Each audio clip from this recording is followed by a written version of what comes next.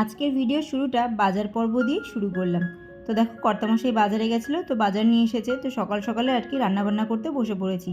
আজকে তোমাদের সাথে একটু রান্নাবান্না শেয়ার করব ভাবছি। রোজ রোজ একই রকম ভিডিও কি দেখাবো তোমাদের বলো তো? আমারই জানি নিজের একটা কেমন বোর বোর মনে হয় যে একই জিনিস দেখাচ্ছি। তাও চেষ্টা করি একটু ঘুরিয়ে ফিরিয়ে কোনো রকমে তোমাদের কাছে নিয়ে আসার। জানি না তোমাদের কতটা কার কী ভালো লাগে, তবে সবার ভালো লাগার থেকেও কী বলো তো, আমি মনে করি আমার প্রতিটা দিন আমি আমার জন্য সংরক্ষণ করছি। তো যাই হোক, এখানে দেখো আলু নিয়ে এসেছে, একটু বেশি করেই নিয়ে আসে, কারণ আলু খুব একটা আমাদের খাওয়া হয় না, একটু বেশি করে আনলে অনেক দিন চলে যায়।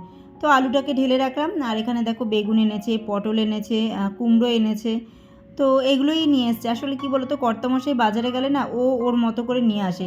আর বাজারে আমি দাম দর করে কিনতে পারি না ঠিকই, কিন্তু বাজারে গেলে কি হয় বলতো, মানে আমি গেলে কি হয় বলো তো, আমি একটু বুঝে সবজি আনতে পারি যে কোনটার সাথে কি খাওয়া যাবে, কোনটা দিয়ে কি রান্না হবে, কি কতটা কি লাগবে, এটা একটু বুঝে আনতে পারি। তো মেয়ের স্কুল থাকলে না আমার বাজারটা ঠিকঠাক হয়। মেয়েকে স্কুলে দিয়ে বাড়ি আসার পথে যে ছোট বাজারটা পড়ে সেখান থেকে নিজের পছন্দ মতো সমস্ত কিছু নিয়ে আসি। আর স্কুল না থাকলে খুব একটা বেরোনো হয় না, আর মানে সেই বাজারের দিকেও যাওয়া হয় না। সকালের দিকটা তো বেরোই না বলতে গেলে, মেয়ের একমাত্র পড়া থাকলেই বেরোনো হয়। তো যাই হোক, যা নিয়ে এসছে তাই দিয়েই চলো রান্নাবান্নাটা কমপ্লিট করি। তো করব আজকে হচ্ছে আলু পটলের তরকারি, আর হচ্ছে তোমার ডিম দিয়ে একটা ইউনিক রেসিপি। একই জিনিস একটু ঘুরিয়ে ফিরিয়ে অন্যরকম করে তোমাদের সামনে নিয়ে আসবো। তো চলো ভিডিও দেখতে থাকো। ভিডিও ভালো লাগলে অবশ্যই একটা লাইক ও কমেন্ট করো, আর যদি একটু বেশি ভালো লেগে যায় তাহলে পরিবারের মধ্যে শেয়ার করে চ্যানেলটাকে সাবস্ক্রাইব করে আমার পাশে থেকো।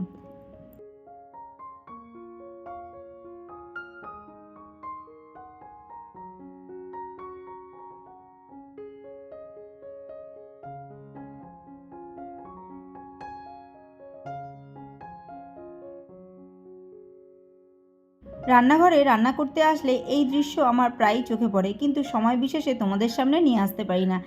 এখানে অনেকগুলো কাঠবিড়ালি আছে, আর এই কাঠবিড়ালিগুলো এত সুন্দর এখানে খেলাধুলা করে, যেটা দেখতে কিন্তু ভীষণ ভালো লাগে।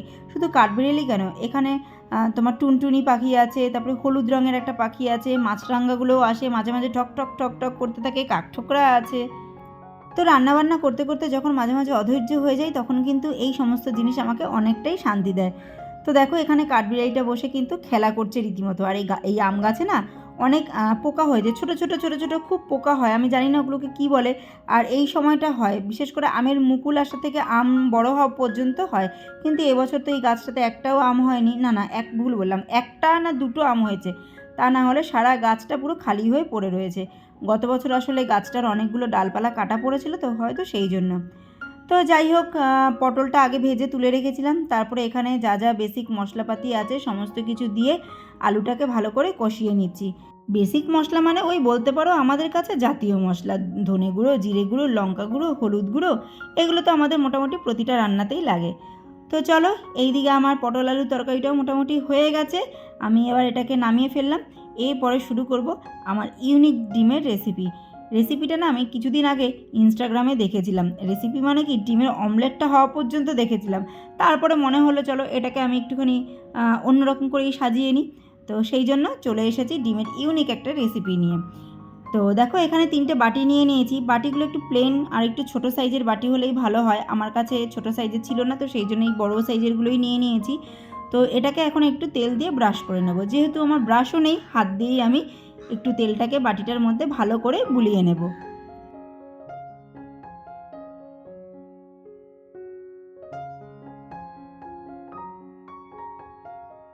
আর ওই পাশে তোমরা দেখতেই পেলে পেঁয়াজ আর লঙ্কা কাটা রয়েছে, আর ডিমও সামনের পরে রয়েছে, দেখতেই পাচ্ছ। তো একরকম ডিমের অমলেটই করব, কিন্তু একটু অন্যরকমভাবে। তো দেখো এখানে পরিমাণ মতো 3টে বাটিতেই পেঁয়াজ লঙ্কা সমস্ত কিছু নিয়ে নিচ্ছি।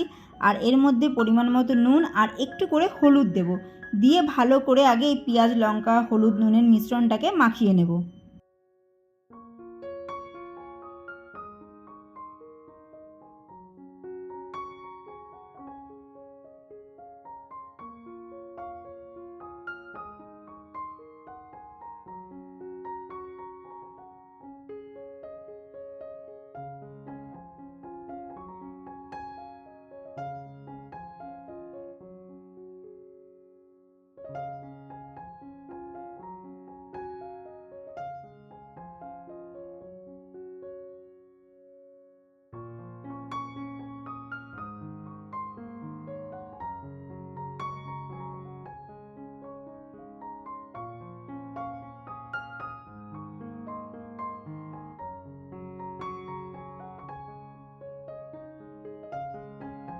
এরপর প্রতিটা বাটিতে কিন্তু একটা একটা করে ডিম আমি ফাটিয়ে দিলাম, দিয়ে যেমনভাবে আমরা ডিমের অমলেটের জন্য ডিমটাকে ফেটিয়ে নিই সেইভাবেই ফেটিয়ে নেব।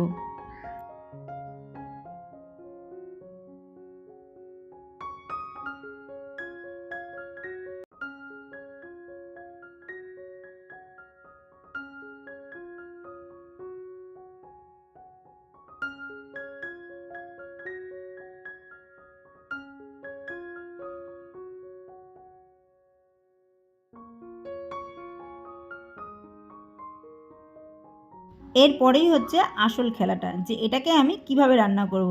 তো চলো দেখে নাও যে এটাকে আমি কিভাবে রান্না করব। আর যদি তোমাদের ভালো লাগে তাহলে অবশ্যই কিন্তু একটা কমেন্ট করো, আর হ্যাঁ একবার করে খেয়েও দেখো, ভালো লাগবে। তো দেখো এখানে আমি একটুখানি জল গরম বসিয়ে দিয়েছি, আর এই প্যানটার উপরে বসিয়েছি এই কারণে যাতে 3টে বাটি আমার একসাথে ধরে যায়, কিন্তু ধরছিল না, কোনো রকমে আর কি বসাতে হয়েছে। বাটিগুলো এমনভাবে বসাতে হবে যাতে সেই ভাপটা পুরো বাটিগুলোর মধ্যে লাগে আর কি। তো এখানে আমি একটা থালা দিয়ে এটাকে ঢেকে রেখে দিলাম, যাতে ভাপে ভাপে ডিমটা সম্পূর্ণ হয়ে যায়। আর কতক্ষণ, 10 মিনিট হয়তো লাগবে ঘড়ি ধরা, ততক্ষণে দেখবে ডিমটা হয়ে গেছে।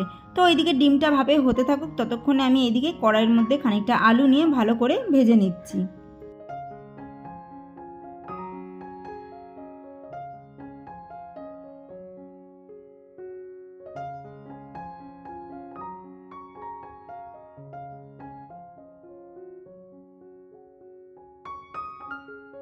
তো এইদিকে আলুটা ভাজা ভাজা হয়ে এসছে, এখানে এখন আমি পেঁয়াজটাও দিয়ে দিয়েছি, আর আদা রসুন একটু থেতো করে রেখেছিলাম সেটাও দিয়ে দিলাম, আর হালকা একটু জল দিয়ে দিলাম, কারণ এখন আমি শুকনো মশলাগুলো এর মধ্যে অ্যাড করব।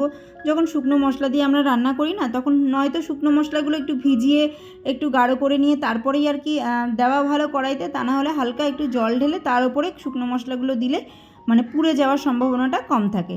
তো এখানে দেখো ওই যে ওই বেসিক মশলা, ধনে গুঁড়ো, জিরে গুঁড়ো, লঙ্কা, হলুদ গুঁড়ো সমস্তটাই স্বাদ আর পরিমাণ মতো দিয়ে ভালো করে কষিয়ে নিচ্ছি।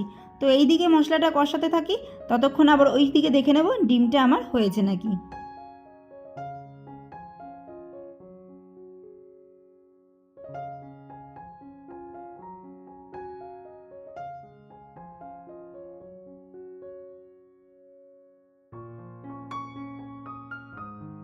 তো চলো ঢাকনাটা তুলে দেখে নিই ডিমটা আমার কতটুকু কি হয়েছে। তো এই যে দেখো, দেখতেই পাচ্ছ ডিমটা কিন্তু ভাপে ভাপে সম্পূর্ণই হয়ে গেছে।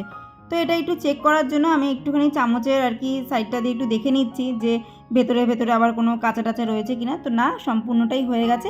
এবার এটাকে আমি আলগা করে ছাড়িয়ে নেব। এটাকে প্রথমে আস্তে আস্তে একটা ছুরি দিয়ে তার চারিপাশটা আর কি তুলতে হবে, তারপরে একদমই ধীরে ধীরে এটাকে ছাড়াতে হবে। যেহেতু আমার তেলটা একটু কম লাগানো হয়ে গেছে, আসলে আমার যেহেতু ব্রাশটা নেই তো হাত দিয়েই লাগিয়ে যেত, সেই জন্য আর কি হাতে একটু জল জল ভাবটাও ছিল। তো সেই কারণে আর কি একটু তুলতে আমার কষ্ট হয়েছে, তা না হলে কিন্তু একটু ভালো করে তেল দিয়ে তারপরে এটা ভাপে দিলে বেশ ভালোভাবেই আলগা হয়ে উঠে আসে। তো দেখো জিনিসটা কিন্তু দেখতে কিন্তু খুবই সুন্দর হয়েছে, আর এটা যদি শুধু অমলেট হিসেবে খাওয়া যায় তাহলে কিন্তু সেটাও কিন্তু খেতে খুবই ভালো লাগবে। কিন্তু যেহেতু আমি একটু ঝোল রান্না করব ঠিক করেছি, তো সেই জন্য ওইদিকে ওই যে মশলাটা কষিয়েছি তার মধ্যে এটাকে দিয়ে দেব। আর যেই ডিমগুলো আর কি বাটির গায়ে লেগে লেগে যাচ্ছিলো, তো সেই ডিমগুলো আর ফেলে দিচ্ছিলাম না, ছুরিটা দিয়ে যতটা পারছিলাম কাচিয়ে নিয়ে নিয়েছিলাম, কারণ গ্রেভির মধ্যে ওটা পড়ে গেলে একটু থকথকে হয়ে যাবে, গ্রেভিটা খেতেও ভালো লাগবে।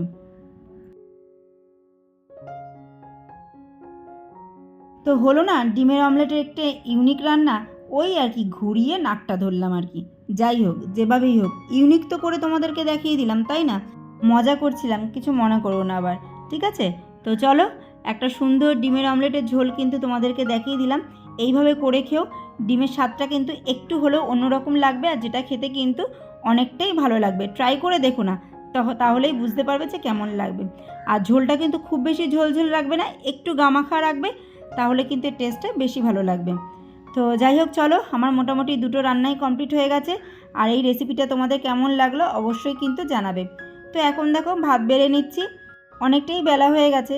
আর আজকে কিন্তু সমস্ত রেসিপিগুলোই আমার মনের মতো হয়েছে। আমি মেয়েকে কি বলেছি জানো, এবার থেকে বলেছি আমাদের এক একজনের এক পছন্দ মতো এক একটা সপ্তাহ রেসিপি হবে। এক সপ্তাহ মেয়ের, এক সপ্তাহ আমার, এক সপ্তাহ কর্তামশাই, তাহলে সব রকম জিনিসই খাওয়া দাওয়া হবে। তা মেয়ে বলছে ঠিক আছে, আমার তাতে কোনো অসুবিধে নেই। তাই মেয়েকে বলছিলাম চল তাহলে আজকের দিন থেকেই শুরু হোক, এটা কিন্তু আমার সপ্তাহ, আজকে যা যা রান্না হয়েছে সমস্তটাই আমার পছন্দের। তো দেখো দেখতেও যেমন ভালো লাগছে, জিনিসটা খেতে সত্যিই খুব ভালো হয়েছিল। তো যাই হোক, চলো আজকের পর্ব তাহলে আমাকে এতটুকুই রাখতে হচ্ছে। আবার দেখা হবে নতুন এক পর্ব নিয়ে। তোমরা সবাই ভালো থেকো, সুস্থ থেকো, সাবধানে থেকো। টাটা।